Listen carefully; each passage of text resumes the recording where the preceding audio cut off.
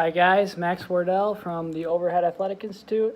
I got a few different devices set up, so you might see me changing directions here. We're going to be live on Instagram and Facebook, and I'm here to answer some of your guys' questions. So if you have any questions, definitely drop them in the comments here, and hopefully I can see them. I've never done a Facebook Live. I've done Instagram before, but I'm looking to answer a lot of your guys' questions and see what we can answer today.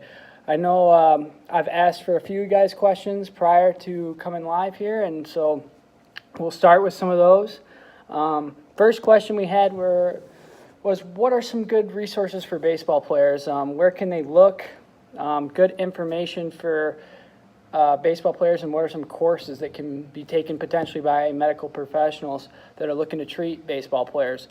So I like the idea of having a lot of different venues and different organizations that you can pull information from, and then you take the best information from all of these and expand upon it and build your knowledge. Take the best from multiple different things. And there are people that don't even treat baseball players that have some great information that you can apply to baseball players. So in terms of courses, we definitely have a course through the OAI right now for medical professionals, but we're working on expanding it to coaches, and we do it for coaches that are in the area. So that's something to check out. We do that annually, but we're going to be expanding it. We're in the process of getting it online. It's going to be a little bit in the future, but we want this course to be online so you guys can access it. So that's one thing, is our course, our material online. You guys, if you're asking us questions, are already familiar with us. Another thing I like is Elite Baseball Performance. I know we wrote a blog for it once, and it has coaches from all different places and different, all over the place, I guess, in terms of strength coaches, in terms of physical therapists, in terms of baseball players that now train guys, all different types of backgrounds that come on there, and they give their perspective. And some of it I really like. I don't agree with all of it, but you got to go on there and see what you think is best. I think Mike Reinold has some good stuff for baseball players. Eric Cressy has some good stuff. But in the end, it's going to be, go on some of these guys' things. And I've seen some other guys on Twitter that have some decent stuff. I've seen a lot of people that don't necessarily advocate things that I think are medically justified or scientifically justified, for that matter. But in the end, it's, get as much knowledge as you can, even if they're not things that you're going to potentially agree with. So I like the idea of going to multiple different things. I definitely check out some of those guys. I'm not going to agree with everything they say. They're not going to agree with everything I say, but there's definitely some good material in there that you want to check out. So I'm going to readjust this really quick. So that's one thing. In terms of courses, I'm not totally familiar with a lot of overhead athlete courses. I think that a lot of places don't properly address the biomechanics of the throw, which is something we focus a lot on at the OAI. So that's something I think that you'll get from us that you won't get other places, at least in the same detail and with the same precision. But in terms of exercise, there's a lot of really good resources out there. I know The Athlete's Shoulder is a good book if you're thinking about rehabilitation in terms of books. Trying to think of a few more.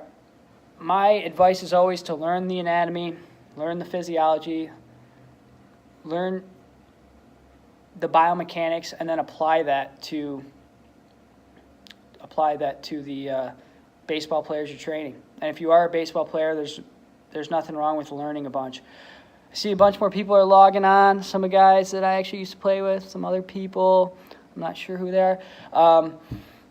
So if you have any questions, drop them in the comments. Hopefully I can figure out this Facebook deal, and we'll go from there. So another question that we had was, why do you advocate pronation. And this was something I talked to an individual who's actually a PhD in physics the other day. Why do you advocate pronation during the acceleration phase of the throw? And my point is this. You're not completely pronated, and pronation being this, but you're biased into pronation. There's a little supination moment where you actually turn this way a little bit in the throw, but in general, you're biased into pronation.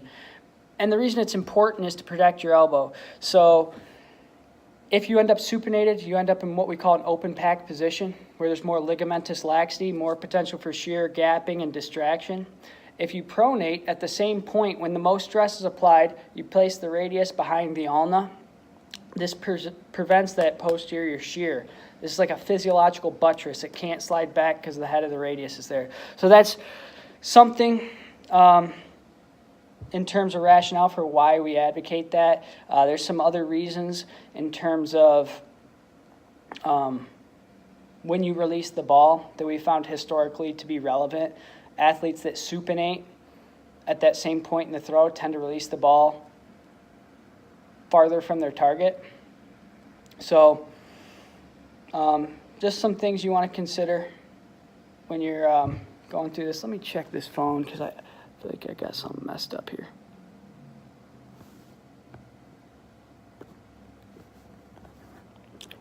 Sorry for everybody on Facebook.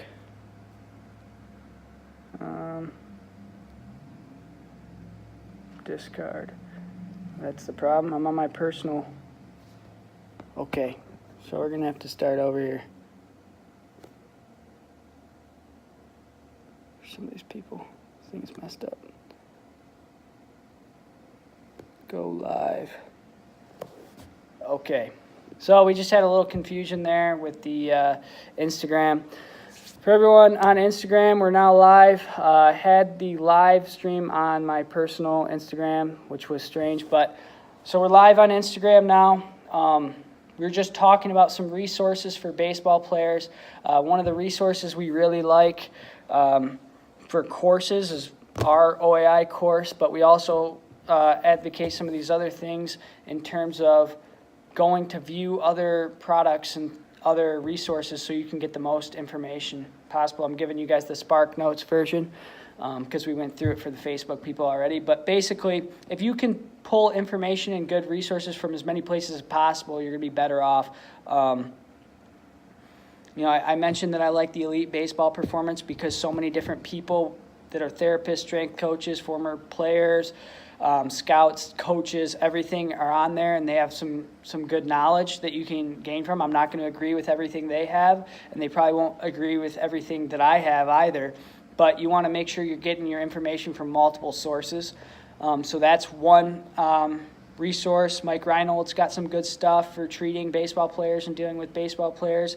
Again, we won't agree on everything, but pull stuff from there because he does have some good stuff. And Eric Cressy's another one that I mentioned.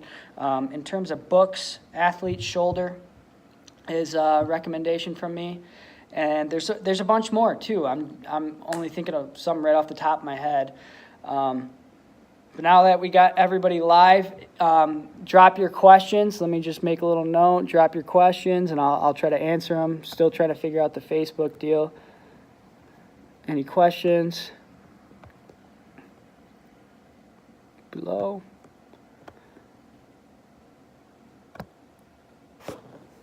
Let's see. Drop any questions. So we talked a little bit about the pronation. We talked a little bit about the supination. Let's see. You guys got any questions here on Instagram? Anybody got any questions? So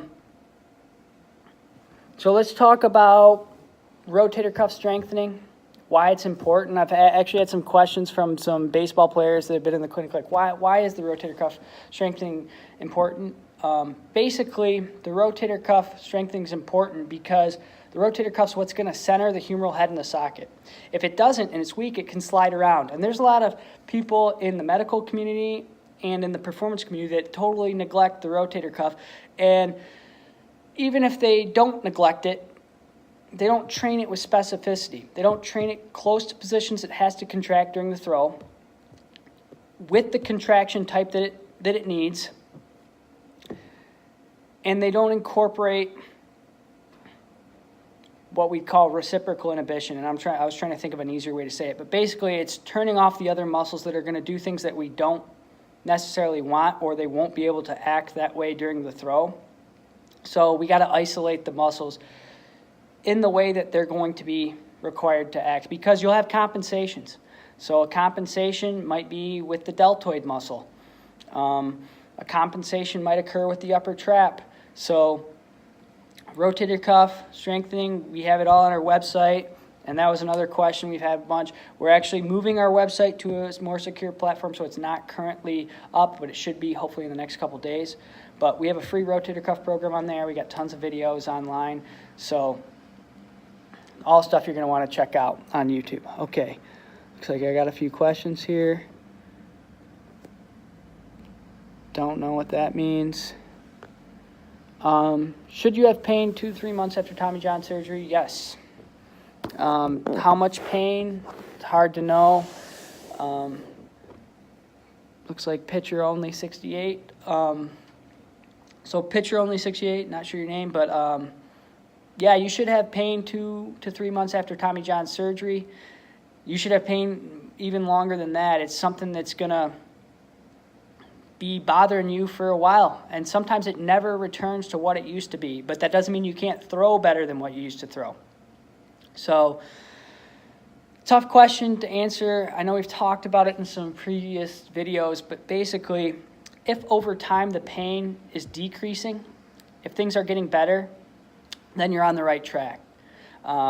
If things are getting worse and there's more pain as you continue to go away from the date of surgery, then it's time to get checked out because something else may be going wrong. So, yeah, I would say, yes, you'll have pain. You'll have pain for way longer after that. It's kind of, you have to determine the magnitude of pain and whether it's progressing.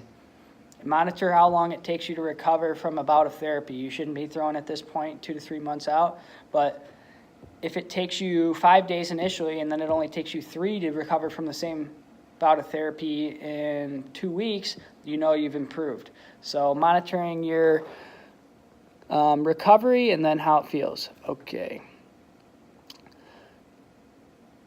Good thoughts on having much more external rotation than internal rotation.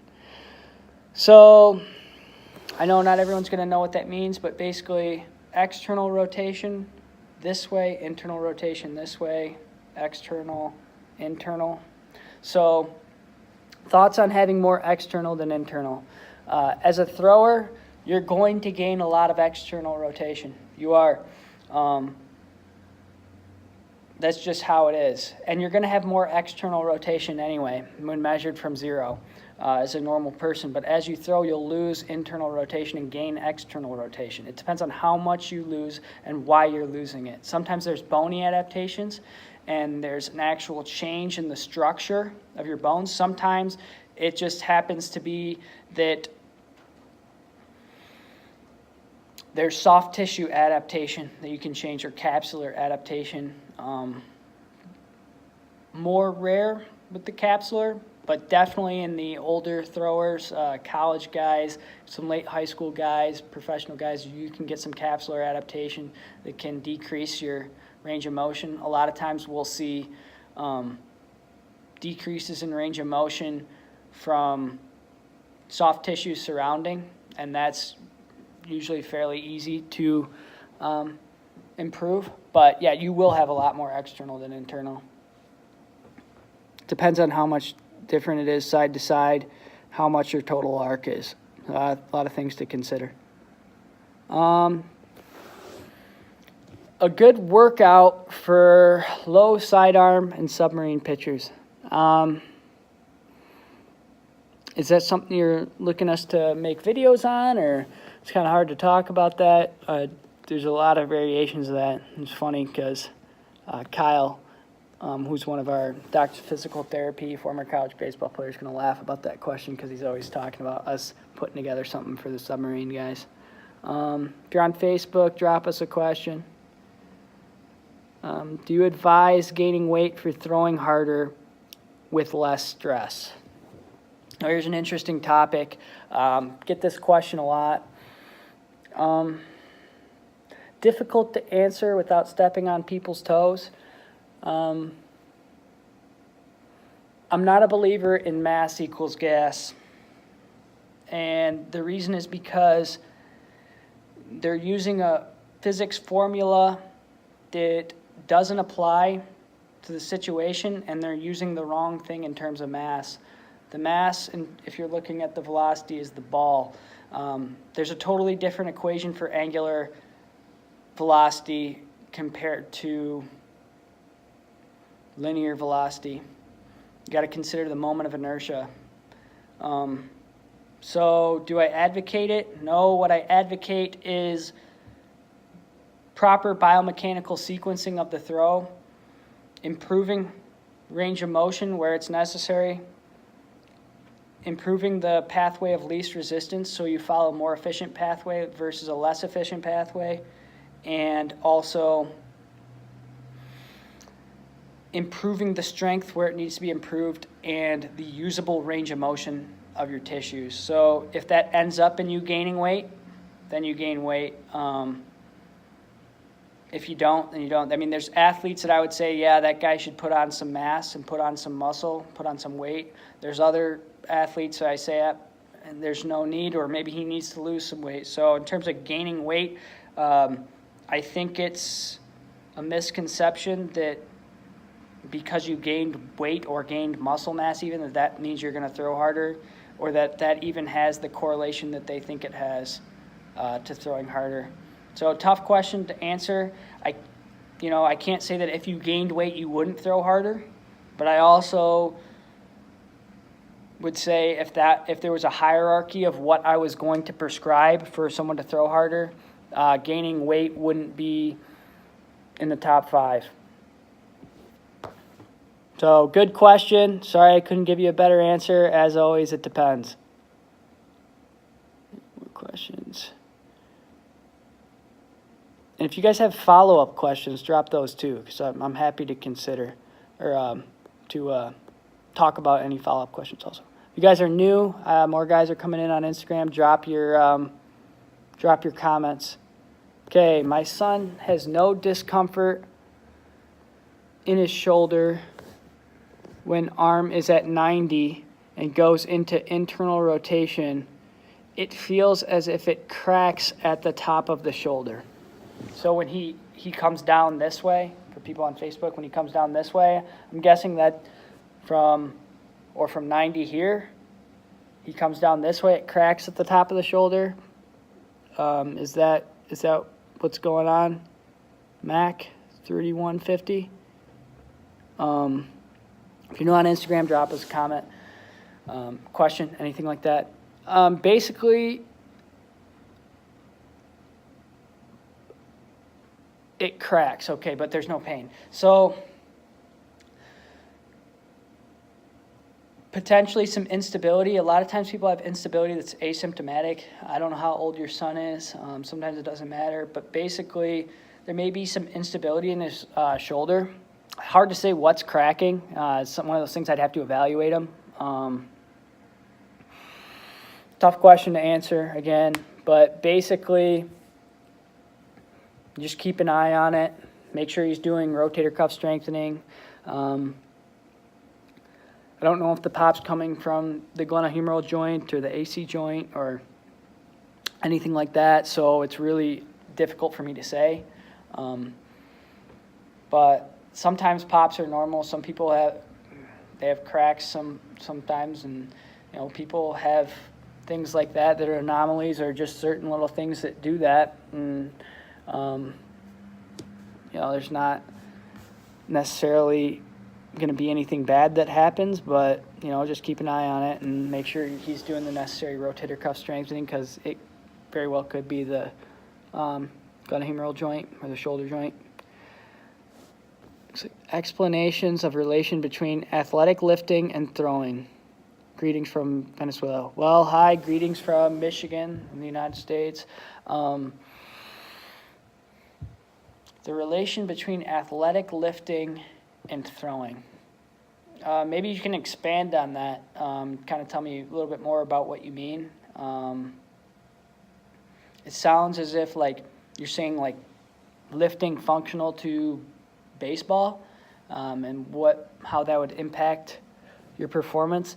My answer would be any time that you train more specific to what you have to do in your sport, the better off you're going to be.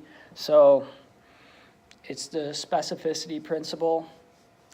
If your training is more specific to what you're going to do or the demands of your athletic endeavor, the better the payoff in the end.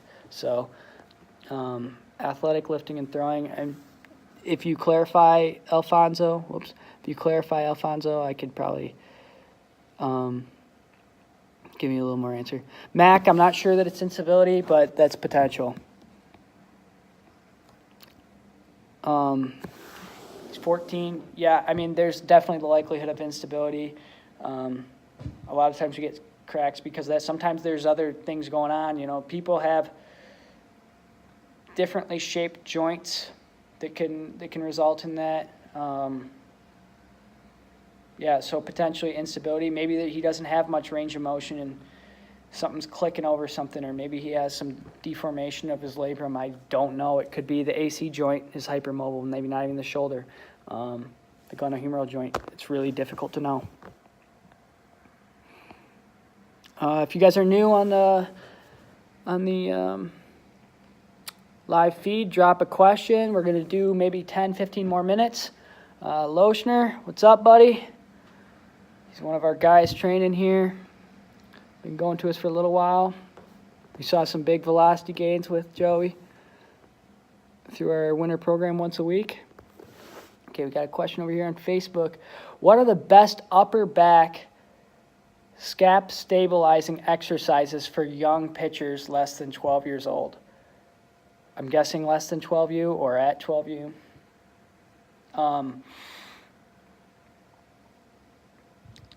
There's a lot. I like ones that are very simple, Rich. Ys on the table, where they're doing a Y, thumbs to the sky, or on the ground. Those are great. I don't think of them necessarily as upper back, maybe mid back more. You want to work the mid and low trap, which are on the inside of the shoulder blade or the scap and below. And then the serratus muscle, which comes around from underneath the scapula and wraps around under the ribs. It's like what you'd see in a bodybuilder that kind of looks like their ribs are. Those are good. We got some exercises on YouTube and exercises on Facebook. I know there's some older videos, but definitely on YouTube for young guys. But I like the idea of doing a Y, and then I like the idea of having guys in a push-up position, having them push their chest as far from the ground as they can, and doing shoulder taps nice and slow, not letting their trunk rotate, not letting their chest come down towards the ground, so pushing away makes them control with the serratus. And then they got to work the mid-low trap, specifically the low trap, with the prone Y on their belly. I have a bunch more stuff. Those two are really simple. T's are good too, nice and simple. Shoulders down and back, core braced. So we really go through some detail on some of our YouTube stuff. I don't know if you've been on there, Rich. I think that's a good idea. We may potentially do a video in the future that's just about scapular stabilization exercises for the youth guys. Endurance holds. Albatross, neuromuscular control holds. Is there a question, or did I miss it? I'll take a look at YouTube. Perfect, Rich. Overhead Athletics is the YouTube. Got a lot of videos. Scroll through, and if you have any more questions, shoot us an email, overheadathletics@gmail.com. Happy to answer anyone. Albatross.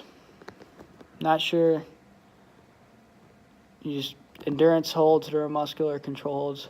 Send us a question. I'll answer it for sure. Hopefully I didn't miss any. If I did, just put them up there.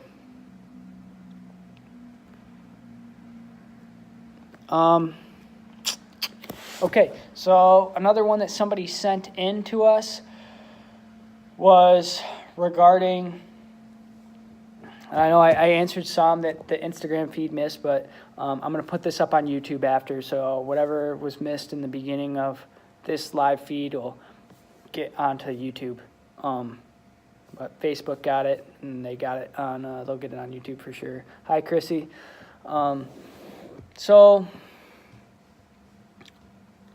Well, I guess we'll answer Mac's question first. Thoughts on maybe 3 things that are most important for young pitchers under 12 in relation to keeping them healthy, focusing on which mechanics? So, I know there's a lot of people online and saying different things for young guys.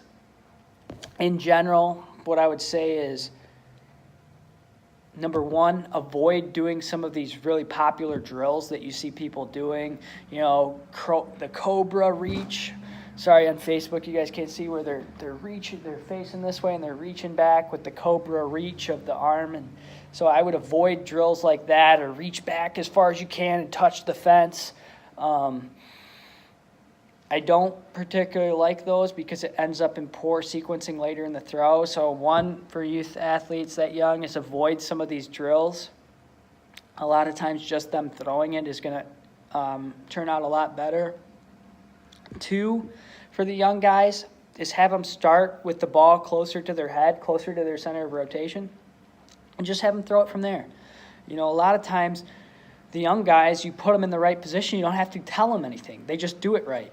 So then you have them do it there, and then when you have them just lift the ball and throw it, then they end up doing it right because they've done it right 10, 20 times before from that position. So that would be number 2, is teaching them to have the ball closer to their center of rotation. And then if I had to say number 3,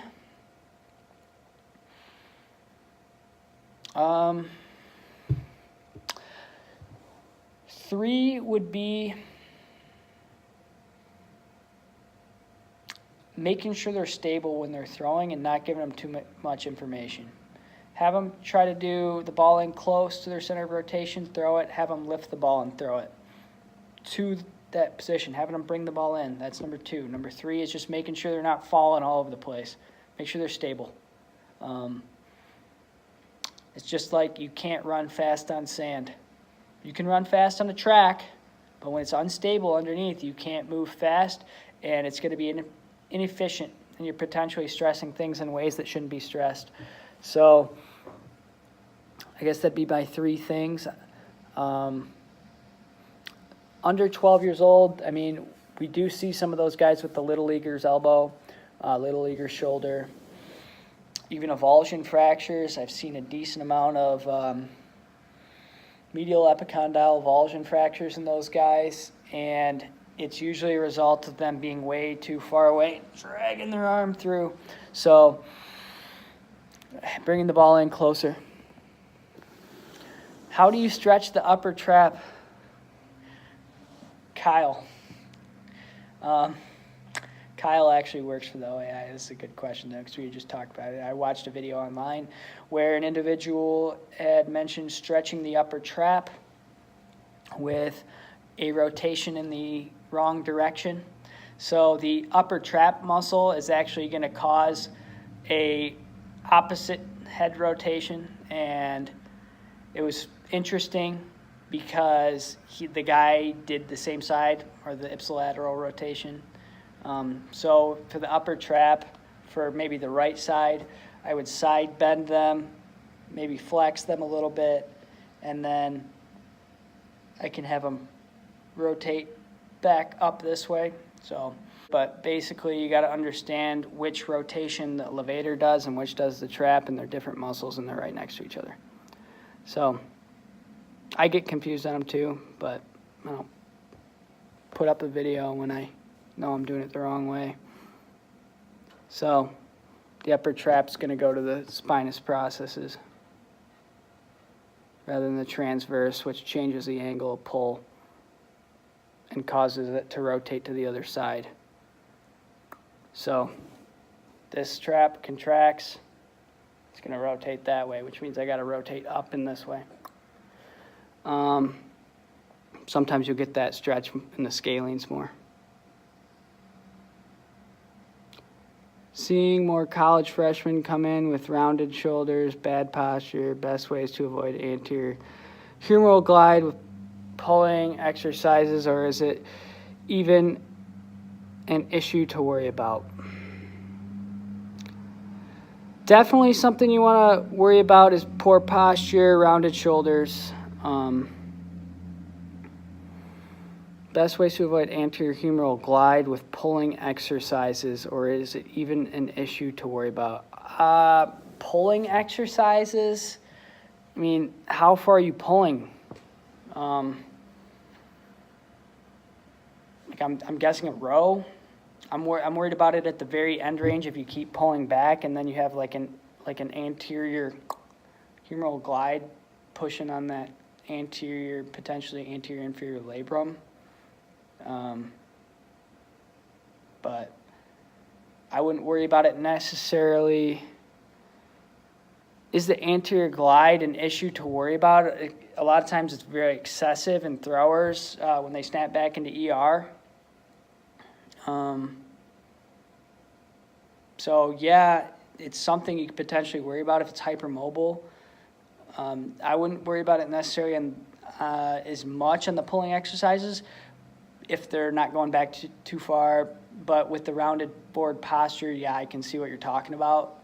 So my first thing would be do static postural corrections, try to get them in the right position, and then I would be doing more low trap exercises than straight pulling exercises because they're going to do that anterior tilt of the scapula and work a lot of the upper trap.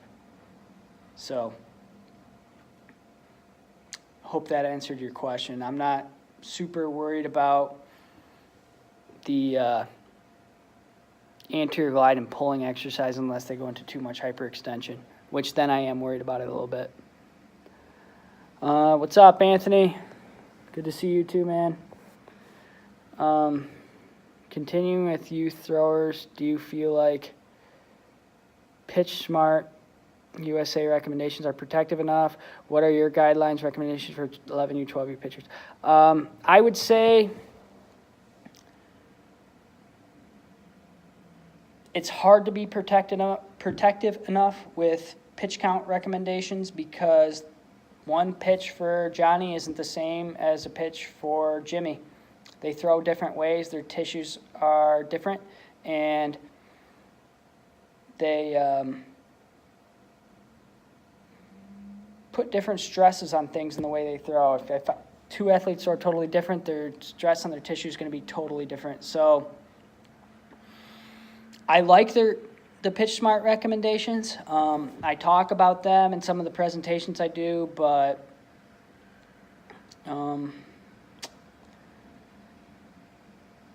yeah, I don't think it's enough necessarily, but I don't know if there's any strict thing that you could make that's enough. I would follow them minimum, but potentially be more conservative based on how the athlete throws and the training level of the athlete. So, and that's probably for all ages, not just the 11 and 12U guys. An athlete who drags their arm through a really inefficient position is going to put more stress on their shoulder and elbow. And so the stress that they encounter over 15 pitches might be the same as someone who's more efficient over 30, 40 pitches. I don't know. It depends on the length of the innings. Pitch counts or inning counts aren't necessarily great because a longer inning without rest is going to be more stress on the arm than a couple shorter innings with rest, even if there's more pitches in the shorter innings. That's kind of some of the research that's come out, and just something you want to keep in mind. So follow them, but also keep in mind there's a lot of other variables how much rest you had, how well you were recovered before going in, your biomechanics, your previous level of conditioning, and then how long you're throwing in the innings, how much you threw before the game. People don't count the warm-up throws, but they're important to keep an eye on as well. If you guys have any more questions on there on Instagram. Kyle, do you think I answered the upper trap question well enough? Or should I talk more about it? So when you stretch the upper trap, you got to turn the other way. You can't turn to that same side. So